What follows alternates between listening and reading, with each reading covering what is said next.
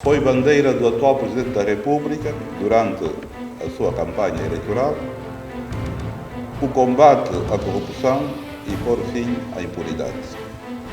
O mote foi dado. Necessário que os órgãos legais a quem são atribuídos estes deveres organizarem o seu funcionamento de formas que a sua ação para executar as suas atribuições começasse a acontecer. Vai também trabalhar no sentido de reforço da estabilidade do nosso sistema financeiro, capaz de permitir um ambiente de negócios mais favorável ao país e com isso também contribuirmos para a melhoria da qualidade de vida dos nossos cidadãos. Vamos exercer o poder soberano de julgar que nos foi atribuído pela lei em benefício dos cidadãos e construamos respostas legalmente organizadas para que os prevaricadores não escapem nunca à ação da justiça, mediante processos justos e equitativos, olhando, porém, sempre para o princípio da dignidade da pessoa humana.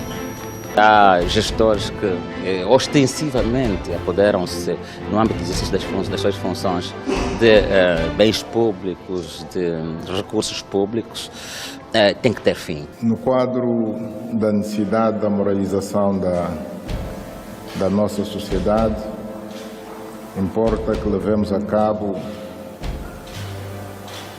um combate sério contra certas práticas levadas a cabo quer por gestores, quer por funcionários públicos, práticas que em princípio lesam o interesse público, o interesse do Estado, o interesse dos cidadãos que recorrem aos serviços públicos. O Departamento Jurídico do Banco Nacional de Angola entende suspender os funcionários com base no acórdão do Tribunal Supremo, quando internamente o Departamento Jurídico não abriu nenhum processo disciplinar contra os referidos funcionários do Banco Nacional de Angola.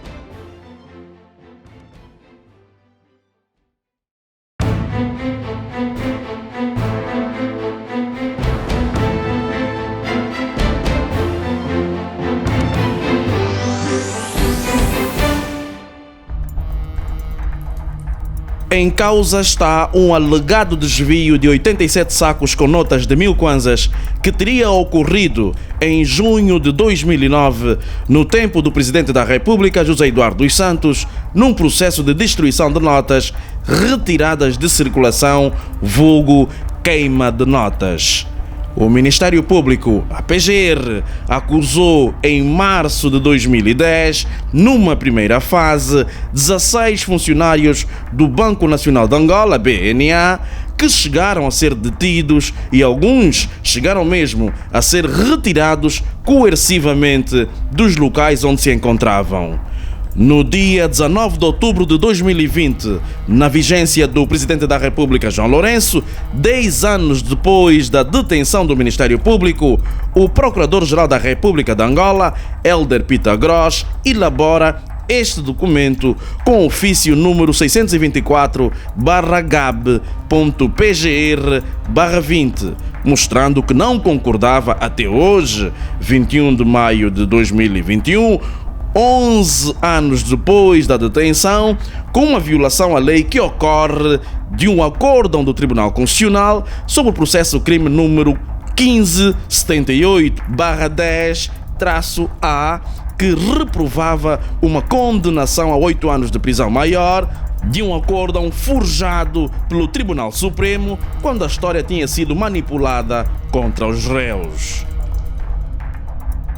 Este documento número 624/GAB.PGR/20 da Procuradoria-Geral da República de Angola, assinado pelo diretor do Gabinete do Procurador-Geral da República de Angola, Hélder Pitagros. Estamos a falar do Subprocurador-Geral da República, o Dr. Felisberto de Barros da Costa Faria. É a nossa prova número 11, um documento que mostra o beneplácito do PGR Hélder Pitagros numa violação de um acórdão do Tribunal Constitucional, Um assunto que envolve um desvio de mais de 2 milhões de dólares norte-americanos, com a autoria da Direção Nacional de Investigação e Ação Penal, DINIAP, da Procuradoria-Geral da República de Angola.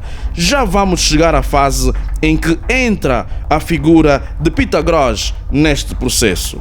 Tudo começou, na verdade, em 2008, ano das eleições em Angola, num clima de paz, após a morte de Jonas Savimbi. O então governador do Banco Nacional de Angola, BNA, Amadeu Castelhano Maurício, dentro das atribuições e competências do BNA, forma uma comissão de conferência e destruição das notas retiradas de circulação com base no despacho número 70/08 de 16 de dezembro, composta por 4 funcionários do BNA. Estamos a falar de Francisco Simão da Costa Gomes, também conhecido por Coche, designado coordenador e representante do Gabinete da Auditoria Interna; Francisco Soma Sili, também conhecido por Silas, designado como claviculário e representante do Departamento de Meios Circulantes; Fernando Gomes Monteiro, também conhecido por Excelência, representante do Departamento de Contabilidade e Finanças; e Pedro Gaspar, também conhecido por Camilo, representante do Departamento de Património e Segurança do BNA. Esta comissão de destruição de notas retiradas de circulação é formada pelo governador Amadeu Castelhano Maurício em 2008 e em junho de 2009, um ano depois, Amadeu Castelhano Maurício é substituído por Abraão Gurgel, que passa a ser o novo governador do BNA, o Banco Central de Angola. Nós temos, como vocês sabem, os gestores têm mandatos. Naturalmente, o desempenho de um gestor é medido não só pelos resultados da empresa, mas pelos esforços de boa governação que ele tentar implementar na empresa. Neste período, o Ministério Público aparece a dizer que no processo de queima de 120 sacos de dinheiro, onde 87 sacos com notas de 1000 kwanzas tinham sido supostamente descaminhados para destino incerto, alegadamente por essa comissão de 4 funcionários do BNA que chegaram a ser detidos em março de 2010, quase um ano depois de Abraão Gurgel estar à frente do Banco Nacional de Angola. 2 anos depois, o juiz de direito, o Dr. José Pereira Lourenço, aqui no Tribunal Provincial de Luanda, Palácio Dona Ana Joaquina, como mostra esta nossa prova número 2 do portal A Denúncia, no dia 3 de dezembro de 2012, elabora este despacho pronúncia a dar conta de 25 réus que teriam desviado 87 sacos contendo dinheiro em kwanzas retirado de circulação, pertencente ao Banco Nacional de Angola e que destinavam à destruição por via de uma incineração. Na página 11 deste despacho de pronúncia, o juiz da causa confirma que foram descobertos, apreendidos e avaliados nos autos vários bens móveis e imóveis que se encontravam na posse dos réus. Na página 13 da nossa prova número 2 do portal A Denúncia, pode-se ler que também foi localizada e bloqueada uma conta bancária com o número 20985-749, domiciliada no Banco Sol, de que o co-réu é titular, onde se encontrava depositado a quantia global monetária de 2.267.252 dólares americanos e 87 cêntimos e 2.347.058 kwanzas e 70 cêntimos.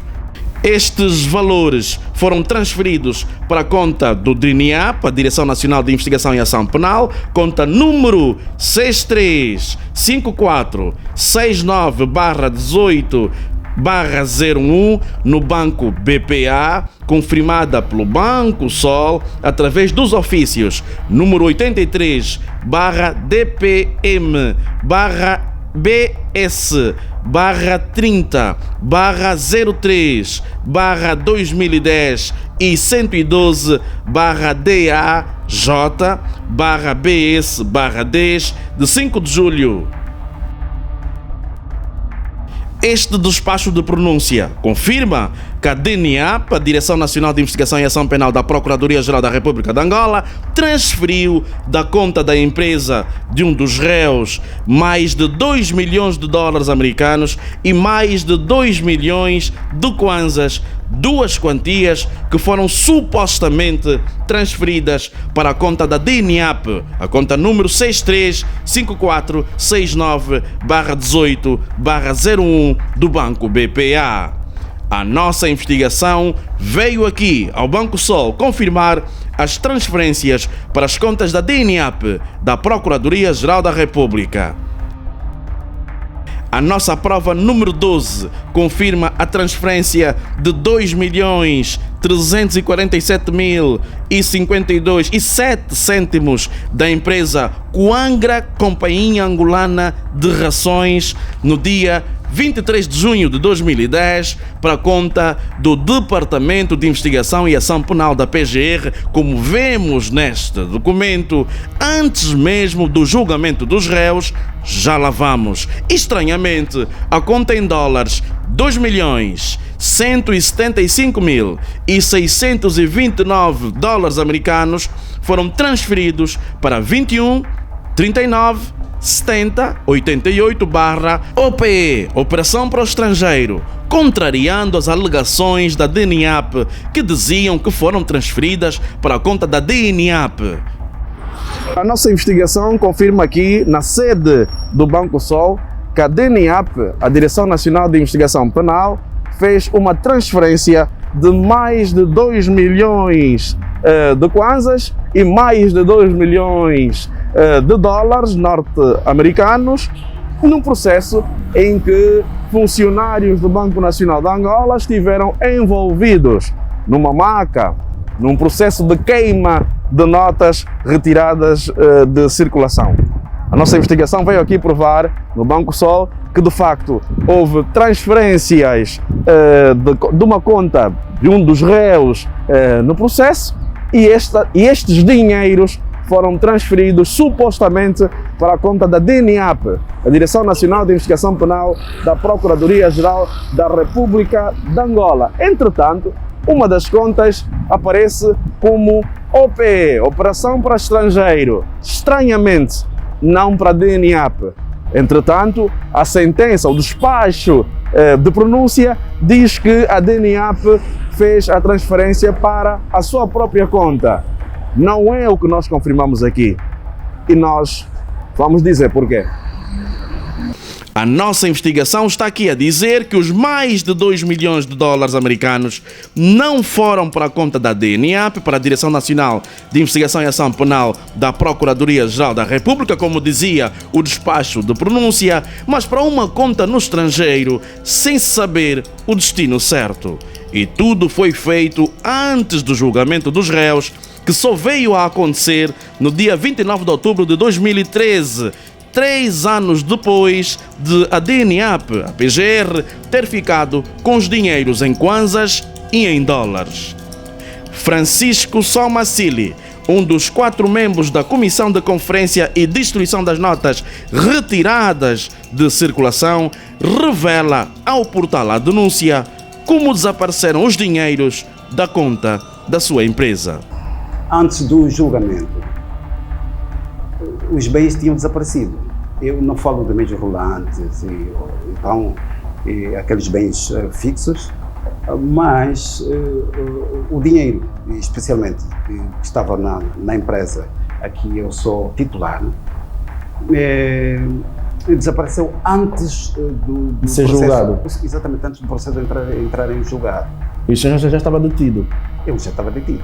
Aliás, já se tinha apresentado? Sim, já, porque isso foi em maio e retiraram o dinheiro no mesmo ano de 2009, em junho e julho. Eu não vi, dentro dessa apreensão, uma seriedade por parte dos magistrados, porque eu vejo que houve uma houve mais interesses pessoais. Na ata de audiência de discussão e julgamento, a nossa prova número 4, passada no dia 23 de julho de 2013, na 8ª secção da Sala dos Crimes Comuns do Tribunal Provincial de Luanda, o Ministério Público, representado pela doutora Cecília Wilma Silva e Costa, magistrada do Ministério Público, Daniel Alcindo Praia, ajudante de escrivão de Direito, e o oficial de diligências, o senhor Miguel Orlando Mendes da Fonseca, mantiveram a acusação de desvio de 87 sacos de dinheiro com notas de 1000 kwanzas,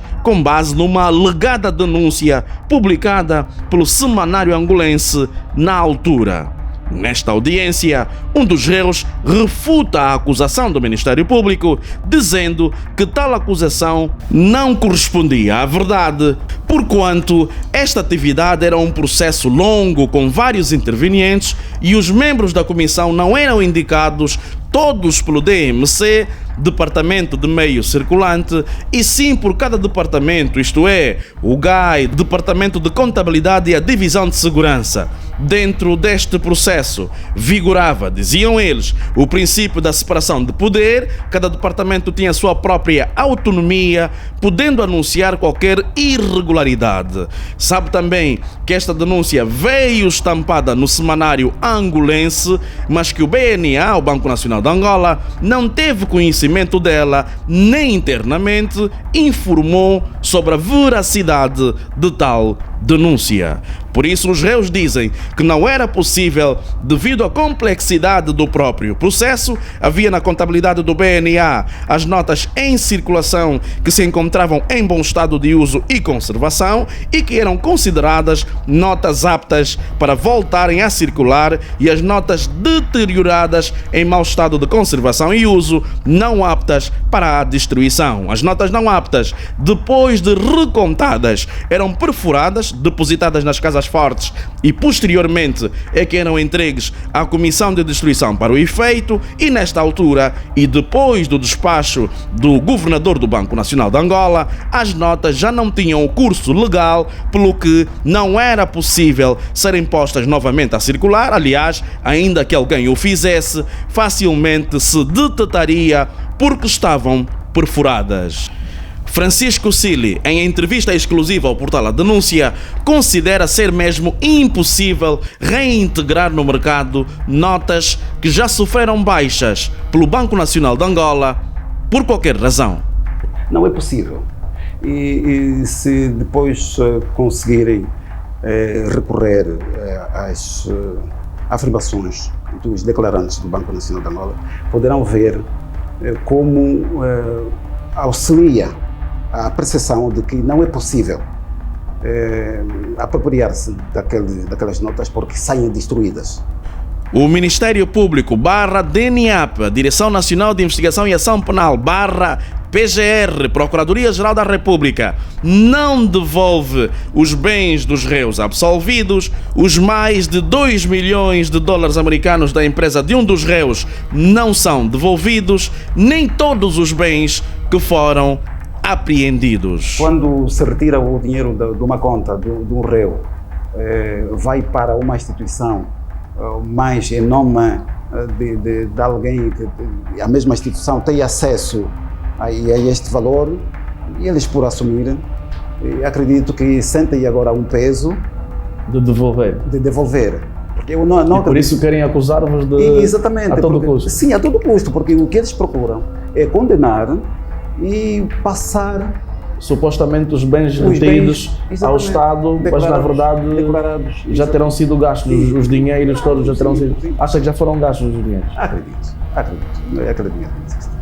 Já não existe? Não. Depois vamos recuar no tempo que se viveu. No tempo dos Eduardo dos Santos. Exatamente. A DNAP, a Direção Nacional de Investigação e Ação Penal, não devolve os bens dos réus e interpõe um recurso aqui no Tribunal Supremo para ganhar a causa. A Câmara Criminal do Tribunal Supremo pronuncia-se sobre o processo número 1453-2, elaborando este acórdão na segunda secção da Câmara Criminal, e pronuncia-se em nome do povo. este documento número 2304/DJU/2017. É a nossa prova número 6, que declara perdidos a favor do Estado os bens que foram apreendidos. Depois de perder a ação na primeira instância no Tribunal Provincial de Luanda, o Ministério Público insistiu no Tribunal Supremo e conseguiu mesmo que o juiz condenasse a 8 anos e 4 anos, respectivamente, para cada réu que tinham entrado no crime, supostamente no crime, de forma direta, e também alguns cúmplices. O que é certo é que aqui no Tribunal Supremo houve também violações, ou seja, estamos a dizer que o Tribunal Supremo, no acórdão que elaborou, condenando os réus a 8 anos de prisão, 8 e 4 anos de prisão, violou vários princípios constitucionais. E nós mostramos porquê. No dia 8 de setembro de 2016, 6 anos depois da acusação do Ministério Público e depois da DNAP/PGR ter ficado com os bens dos réus, incluindo uma soma de mais de 2 milhões de dólares americanos, a nossa prova número 5 mostra o juiz João Pitra a dar razão à acusação do Ministério Público e condena todos os réus como autores materiais na pena de 8 anos de prisão maior. Francisco Cili diz que não ficou conformado com a sentença do Tribunal Supremo e por isso teve de recorrer. Vamos mesmo falar do acórdão do Tribunal Supremo. Nos parece ser forjado, porque quando o Ministério Público vai ao Banco Nacional de Angola pedir ou solicitar o relatório síntese, nessa altura nós estávamos já detidos, vai solicitar o relatório síntese da destruição de notas retiradas de circulação, já lhes foi dito a estes procuradores que as notas de maior valor facial são destruídas totalmente. E são as mesmas notas que aparecem aqui na acusação. Estamos a falar da nota de 2.000, 1.000 kwanzas e nota de 500. E são as notas, aqui vê-se, dos 87 sacos de notas de 1.000 kwanzas. Quer dizer que os magistrados do Ministério Público ignoraram este facto? Ignoraram este facto. E não houve seriedade também, porque quando retiraram desta conta, penso eu devia colocar como um fiel depositário, no caso, o Estado, não é? O Tesouro, a conta do Tesouro, se calhar, a conta do Tesouro, e para depois de averiguar, eles se puder ver a quem finalmente pertence o dinheiro, se é do Estado ou se é dos exatamente, réus. Mas o próprio Estado, aqui na pessoa a falar da pessoa coletiva, o Banco Nacional de Angola, já declarou que o dinheiro não pertencia ao Estado, quer dizer, não é do Banco Nacional. O próprio Banco Nacional de Angola já tinha descartado esta possibilidade. Já tinha descartado. Ainda assim o Ministério Público continua com a acusação. Continua com a acusação e não se conformando com a decisão do Tribunal da Primeira Instância ao Tribunal Supremo, deste acórdão do Tribunal da Primeira Instância ao Tribunal Supremo, para forçosamente, porque forçou mesmo, troca os dados, porque não tinha justificação de recorrer ao Tribunal, de recorrer do acórdão do Tribunal da Primeira Instância. O Departamento Jurídico, dirigido pela diretora Cristina Viegas da Seita, no dia 12 de dezembro de 2017, suspende assim a relação jurídico-laboral com todos os funcionários do BNA envolvidos neste processo, que foram condenados por força do acórdão do Tribunal Supremo, em que se condena os réus a 8 anos de prisão maior e a 4 anos de prisão maior na qualidade de cúmplice.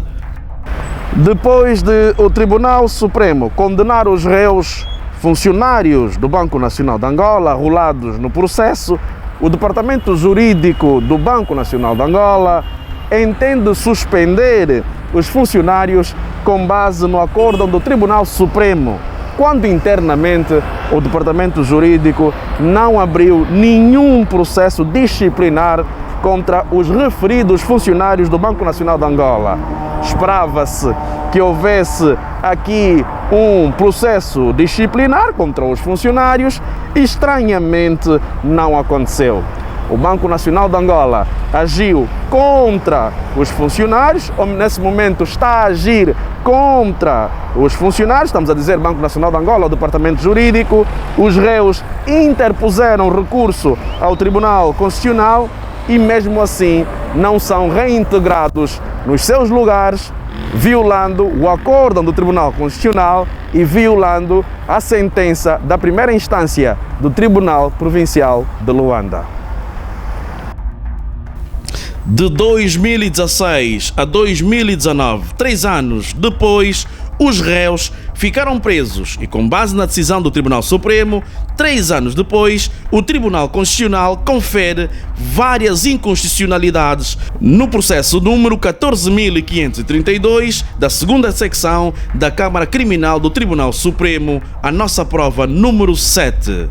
O Tribunal Constitucional pronuncia-se com base neste acórdão número 535/2019 sobre o processo número 631-A/2018.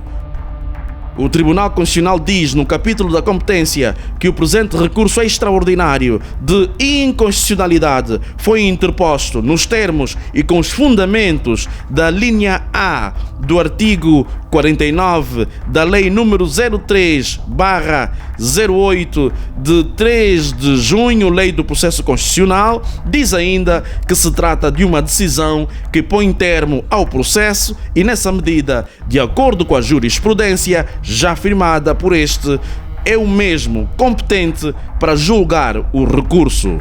Neste acórdão do Tribunal Constitucional, elaborado no dia 19 de março de 2019 pelo relator Simão de Sousa Vítor, assinado por 8 juízes conselheiros, a nossa prova número 7, diz que o recurso teve na sua origem o facto de os recorrentes terem sido condenados por factos que não constavam da acusação e da pronúncia, mais concretamente em relação à diferença quanto às datas em que os mesmos foram praticados. Com efeito, diz o Tribunal Constitucional, foram acusados e pronunciados pela prática de um crime de furto doméstico, previsto e punível pelo número 3 do artigo 425 e número 5 do artigo 421 do Código Penal, ocorrido em junho de 2009, tendo sido absolvidos por falta de provas. O digno magistrado do Ministério Público, inconformado, recorreu, requerendo a convolução nos termos do artigo 447 do Código do Processo Penal para o crime de peculato, porquanto as condutas dos réus preenchem os elementos constitutivos deste tipo de crime previsto no artigo 313 do Código Penal. O digníssimo magistrado do Ministério Público, junto do venerando Tribunal Supremo, emitiu parecer em concordância com esta convolução e o venerando julgou procedente o recurso e condenou os aqui recorrentes como autores materiais do crime de peculato, tendo alterado as datas da prática do crime para o período compreendido entre janeiro a maio de 2009. O Tribunal Constitucional ainda diz que os recorrentes, como já anteriormente se referiu, não se conformando com esta decisão, interpuseram o presente recurso com fundamento na violação dos princípios constitucionais, nomeadamente do processo equitativo e do julgamento justo, número 4 do artigo 29 e artigo 72, respectivamente, da presunção de inocência, do número 2 do artigo 67 e do princípio de defesa do número 1 do artigo 67, todos da Constituição da República de Angola. O Tribunal Constitucional considera neste documento que temos, que estamos aqui a exibir, ter havido violação dos princípios do acusatório e do contraditório. A acusação e a pronúncia referem que o crime foi praticado em junho de 2009 e o Ministério Público, em sede de alegações, bem como posteriormente o venerando Tribunal Supremo, na sua decisão determinam que os factos foram praticados em datas não precisas, situadas entre dezembro de 2008 e maio de 2009. Convém, diz o Tribunal, desde já referir que o processo penal em vigor tem natureza acusatória, sendo o seu objeto balizado pela acusação ou pela pronúncia, e o Tribunal, no julgamento, deve estar subornado ao princípio da vinculação temática, segundo o qual toda atividade probatória a realizar tem como limites os factos que constam da acusação ou da pronúncia, tal como resulta do número 2 do artigo 174 da Constituição da República de Angola e o 446 do Código do Processo Penal. O Tribunal Constitucional, neste documento, diz ainda que a estrutura acusatória do processo implica também aquilo que normalmente se define em termos restritos como princípio da acusação ou princípio da vinculação temática. O juiz que julga deve estar tematicamente vinculado aos factos que lhe são trazidos pela entidade que acusa. E é por isso, diz o Tribunal Constitucional, que é muito importante verificar quando e como é que no processo foram fixados os factos que são objeto de conhecimento do Tribunal. O Tribunal Constitucional refere neste documento que, na verdade, não compreende que, havendo nos autos indícios de que o chamado processo de queima de notas teria decorrido entre dezembro de 2008 a maio de 2009 e que em junho de 2009 apenas se procedeu à extinção da comissão constituída para o efeito, o Ministério Público, junto do Tribunal Constitucional, limitou-se a acusar em junho de 2009, período que não houve queima de notas, e que o juiz do tribunal, no seu despacho de pronúncia, também se limitou aos factos neste período, quando no relatório que precede a acusação e dá por finda a fase de instrução e investigação processuais, consta que os factos ocorreram no primeiro semestre de 2009. O Tribunal Constitucional considera que a denúncia dos factos ocorridos foi feita pelo semanário angolense no dia 25 de abril de 2009 e o documento do Banco Nacional de Angola, o Banco Central Angolano, refere que a apropriação dos valores destinados à queima terá ocorrido entre 19 de janeiro e 5 de maio de 2009. Este estranho e incompreensível comportamento dos magistrados em causa, diz o Tribunal Constitucional, ao fazerem, sem qualquer explicação, completo descaso de elementos fundamentais colhidos durante a fase de instrução preparatória, é no mínimo revelador de negligência passível de averiguação por parte dos órgãos de inspeção e de disciplina dos respectivos conselhos superiores das magistraturas, por beliscar a credibilidade, isenção, rigor e imparcialidade que se requer aos tribunais e demais órgãos de administração de justiça.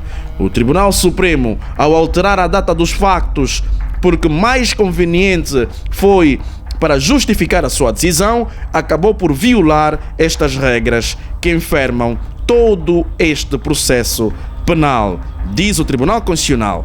Houve também violação do princípio da presunção de inocência, é o que refere este acórdão do Tribunal Constitucional, quando diz que no acórdão recorrido para justificar o seu processo de convicção, que não se pode descurar que o património dos réus ostenta valores bastante superiores aos rendimentos declarados de cada um, contrariamente ao que se vem defendido no acórdão recorrido, e refira-se sem qualquer suporte fático, os mesmos em nenhum momento conseguiram justificar concebivelmente a aquisição dos respectivos bens, o que por si só indica proveniência ilícita. Outro sim, O Tribunal Constitucional está a citar o Tribunal Supremo, sustenta o declarado nos depoimentos proferidos em instrução preparatória e sedimenta em nós a convicção de que grande parte dos bens enunciados nos autos foram adquiridos com os valores destinados à destruição, o facto do acervo patrimonial dos réus ter sido adquirido e ou incrementado precisamente no período em que eram diligenciadas as atividades de queima, como bem ilustram os documentos, com especial realce aos valores milionários encontrados na posse dos mesmos e movimentados nas respectivas contas bancárias para transações realizadas por eles.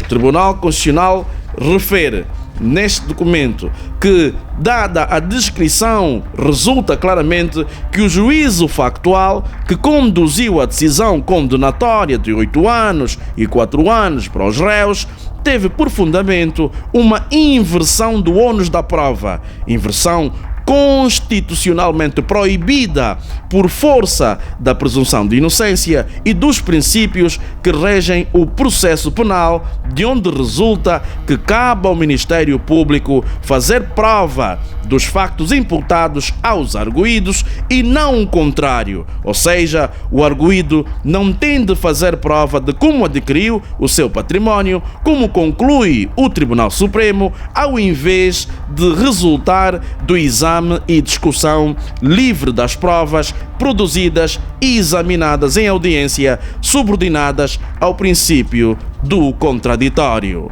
O venerando Tribunal Supremo, ao referir que os réus não conseguiram explicar a fortuna acumulada, sendo certo de que se tratava de um enriquecimento ilícito, está sem dúvida a fazer tábua rasa deste princípio, acabando também por violar o princípio da presunção de inocência previsto no número 2 do artigo 67 da Constituição da República de Angola.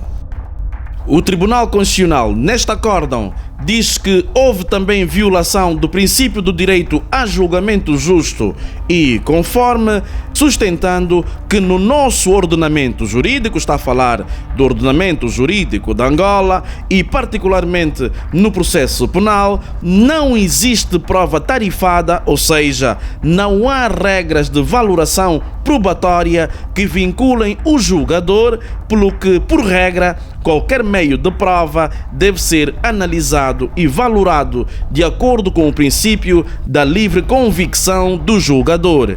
Por isso, o juiz devia fundamentar a sua decisão, pois só assim é possível saber se fez a apreciação da prova segundo as regras do entendimento correto e normal, isto é, de harmonia com as regras comuns da lógica, da razão e da experiência acumulada.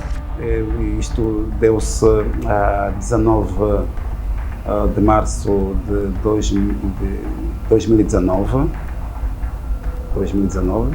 sim, para a nulidade do acórdão do Tribunal Supremo, e que ordenou ou orientou ou solicitou que se reformulasse o acordo do Tribunal Supremo de acordo com a decisão do Tribunal Constitucional da primeira instância, que é absolver os réus e a devolução dos bens a eles como legítimos proprietários. Acha que no Tribunal Supremo também houve uma intenção premeditada de vos prejudicar? Sim, quando se trata de forjar, o que não retiro é o que eu disse, é óbvio. Óbvio sim. Porque, para forjar, porque passou numa conversa, não é? Houve uma engenharia.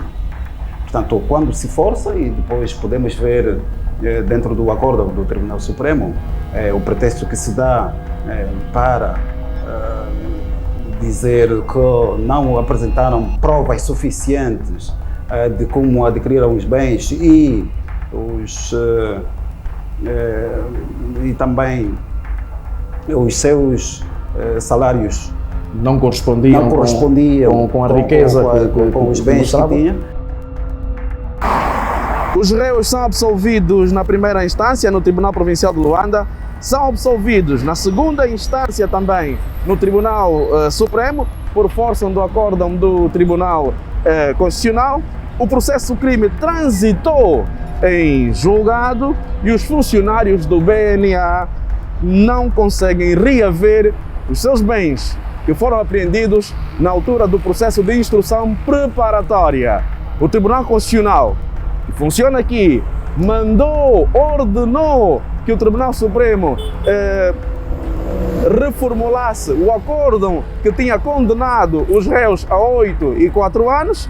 Ainda assim, o Tribunal Supremo não fez menção de que devia devolver os bens dos réus, onde estão cerca de mais de 2 milhões de dólares americanos transferidos, supostamente, para a conta da DNAP, e até hoje, depois da absolvição na primeira instância, depois da reformulação na segunda instância, depois do acórdão do Tribunal Constitucional a dar razão aos réus, ainda assim, os mais de 2 milhões de dólares não são transferidos para a conta do réu. O Tribunal Constitucional, neste acórdão, refere que o recurso da matéria de facto não visa a obtenção de um segundo julgamento. O Tribunal Constitucional chama aqui a atenção que este acórdão não tem como objetivo proceder um outro julgamento sobre esta matéria, sendo antes uma forma de obviar a erros ou incorreções eventualmente cometidos na decisão recorrida. Não se visa um novo julgamento, mas sim a legalidade da decisão recorrida na forma como apreciou a prova e nos segmentos concretos indicados pelo recorrente. O Tribunal Constitucional refere neste documento que o acórdão proferido pelo Tribunal de Primeira Instância, o Tribunal Provincial de Luanda, assenta em operações intelectuais válidas e justificadas e com respeito pelas normas processuais atinentes à prova, ao contrário do Tribunal de Segunda Instância, o Tribunal Supremo, pelas razões anteriormente expostas. O venerando Tribunal Supremo, ao alterar a prova dada como apurada ou não apurada pela primeira instância, sem referir ter havido erro na sua valoração, erro que teria de resultar evidente do texto da decisão recorrida, ou que os factos determinados pelo Tribunal contrariavam as regras da experiência comum, viola as regras fundamentais do ordenamento jurídico angolano constitucionalmente consagradas. O Tribunal Constitucional diz ainda neste documento que o aresto do venerando Tribunal Supremo pretendeu foi colocar em crise a convicção que o tribunal recorrido formou perante as provas produzidas em audiência e substituir essa convicção pela sua própria convicção, o que viola o princípio da livre convicção do julgador. Como conclusão, refere este documento do Tribunal Constitucional, deve a Câmara Criminal do Tribunal Supremo reformar a sua decisão em conformidade com o julgamento sobre a inconstitucionalidade ora verificada e que o Ministério Público possa deduzir a acusação pelos factos praticados entre os meses de dezembro de 2008 a maio de 2009, já que a acusação foi, no caso, limitada a junho de 2009. Os juízes conselheiros do Tribunal Constitucional dão assim provimento ao recurso interposto, declarando a nulidade do acórdão recorrido, que violam os princípios constitucionais do julgamento justo, da presunção da inocência, do direito de defesa e do acusatório e contraditório. Antes mesmo do Tribunal Constitucional ter elaborado este acórdão a favor da devolução dos bens dos réus, no dia 19 de setembro de 2018, estamos a falar de 3 anos sem nenhuma resposta do Procurador-Geral da República de Angola, Hélder Pitagros, a PGR recebe esta denúncia com o assunto: magistrados da Procuradoria-Geral da República desviam bens de arguidos do processo número 1578/10-A, queima, caso BNA, antes de transitar em julgado. Nesta denúncia, recebida pela PGR às 14 horas e 25 minutos e 52 segundos do dia 20 de setembro de 2018, é a nossa prova número 8. O denunciante Francisco Soma Assili menciona os nomes dos funcionários da PGR que ficaram com mais de 2 milhões de dólares americanos da sua empresa de ração. Tratam-se dos procuradores Beato Manuel Paulo, João Freitas Coelho, a magistrada Júlia Lacerda e os instrutores conhecidos pelos nomes de Azevedo e Arlindo, sob comando do ex-procurador-geral da República de Angola, João Maria de Souza. 3 anos depois desta denúncia, o atual Procurador-Geral da República, Hélder Pitagros, não responde absolutamente nada ao denunciante.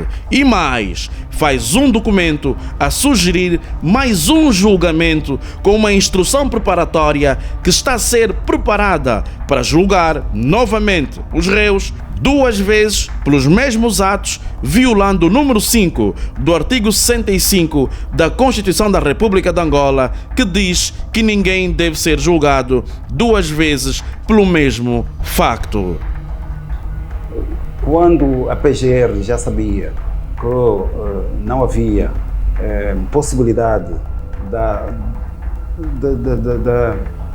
apropriação de notas, tanto mais que não havia possibilidade de haver a nota perfuradas que pudessem ser reintegradas. Exatamente, mas continuaram. Nós isso podemos aqui ver no acórdão do Tribunal da Primeira Instância e refere-se mesmo que, ou afirma que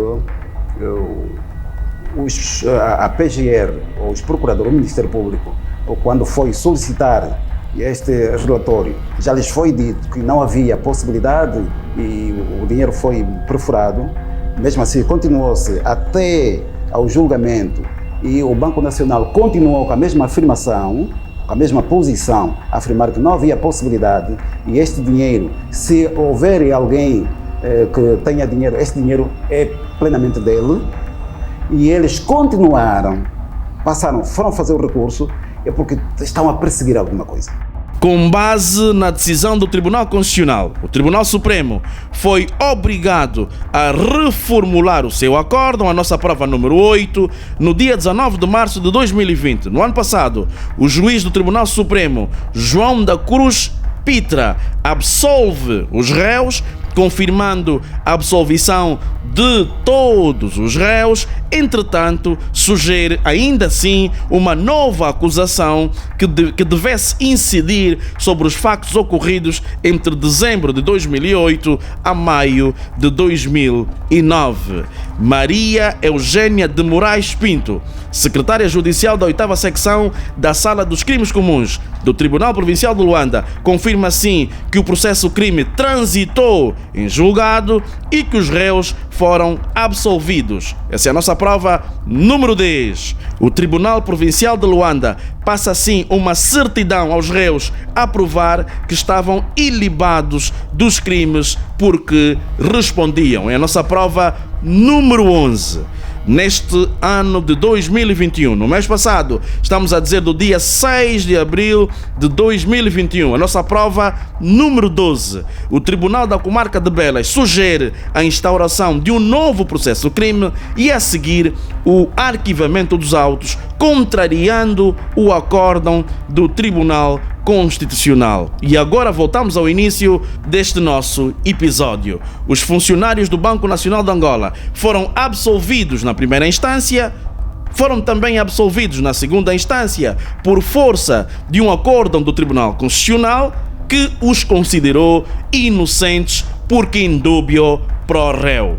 Estranhamente, no dia 19 de outubro de 2020, no ano passado, 10 anos depois da primeira detenção dos funcionários do BNA, o Procurador-Geral da República de Angola, Hélder Pitagros, elabora este documento com ofício número 624/GAB.PGR/20, alegando que o Ministério Público, junto da 8ª secção da Sala dos Crimes Comuns do Tribunal Provincial de Luanda, está a ultimar a dedução da nova acusação conforme acórdão do Tribunal Supremo. Diz que os autos devem prosseguir seus termos até a decisão final do novo julgamento, mostrando que os réus vão ser julgados 2 vezes pelo mesmo crime, apenas com alteração das datas. Por outro lado, o Procurador-Geral da República de Angola, Hélder Pitagros, viola aqui o acórdão do Tribunal Constitucional que fez inocentar os réus e o caso até já transitou em julgado.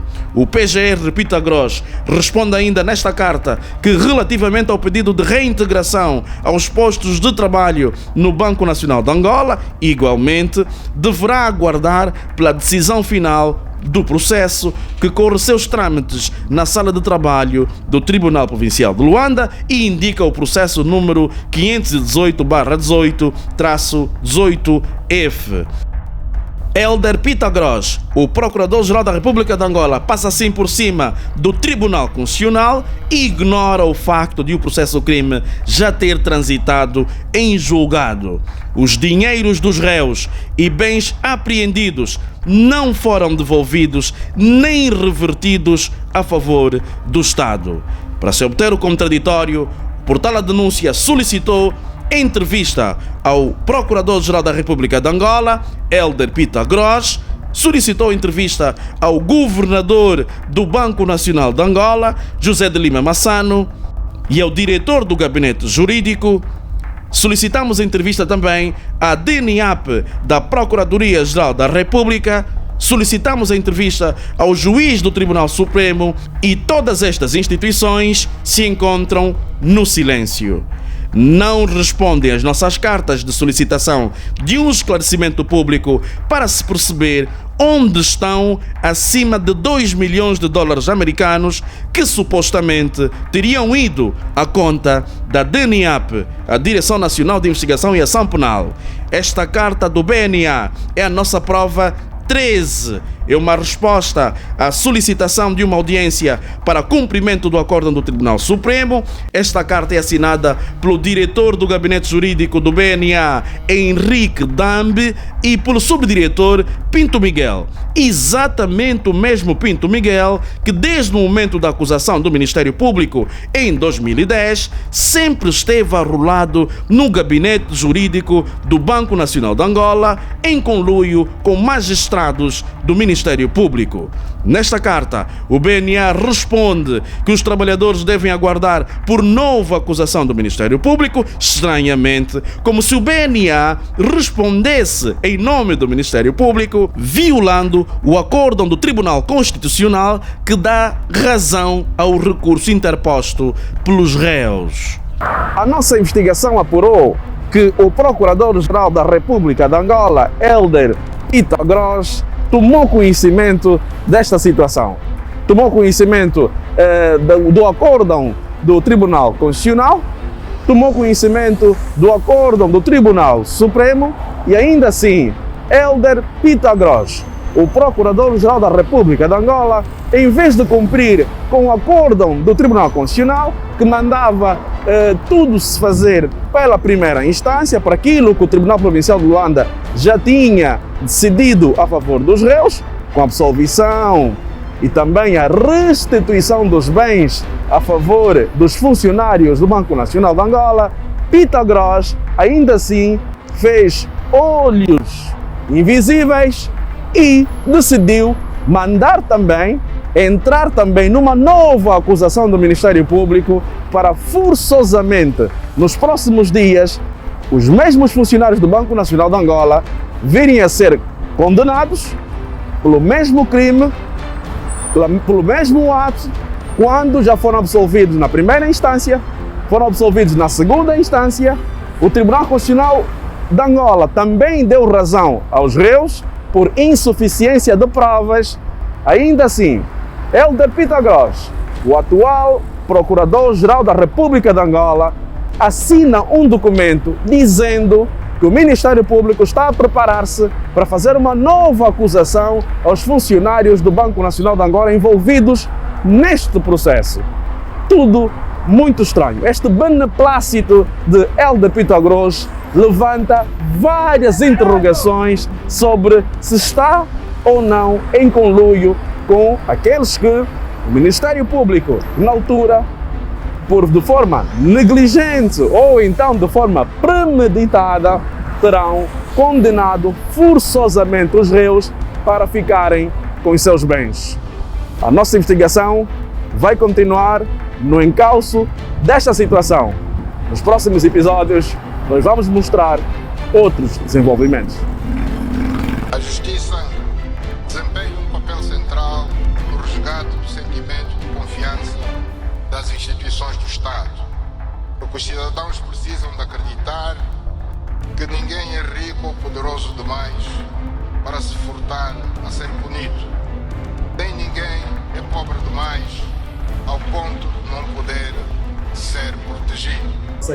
Nós enviamos uma carta no dia 4 de junho de 2018, mas aos 20 de 9 do mesmo ano nós fizemos um aditamento àquela carta, porque estávamos a precisar da sua intervenção, Sr. Presidente. Há uma verdade que se tem que procurar. Este processo tem algo inconfesso. Nós, para sairmos e denunciarmos e apontarmos as pessoas realmente, é porque temos prova. Este dinheiro que desaparece da conta do Banco Solo foi a pior coisa que se deu para que este processo esteja estagnado e se crie este tempo todo para que não ande o processo e seja atrasado. Por favor, que se veja isso enquanto existe, sabe-se que é preciso que o país ande na lei, que paute na Constituição. Há hoje o combate à corrupção, à impunidade. E para dizer que quando houve dentro do Parlamento a discussão sobre a impunidade, também fizemos um documento, aproveitamos, porque o que se passava conosco é impunidade, Sr. Presidente, é impunidade. Tem que se rever esse processo. Também somos filhos de Angola. Nós passamos a nossa juventude no exército. Nós lutamos ao lado desses generais. São generais porque houve soldados. Se escolher agora por poder, porque são os generais, não podem ser, são intocáveis, a Constituição diz uma coisa, diz outra coisa. Nós somos iguais. Não se pode prejudicar alguém porque é inferior ao outro. A história continua no próximo episódio.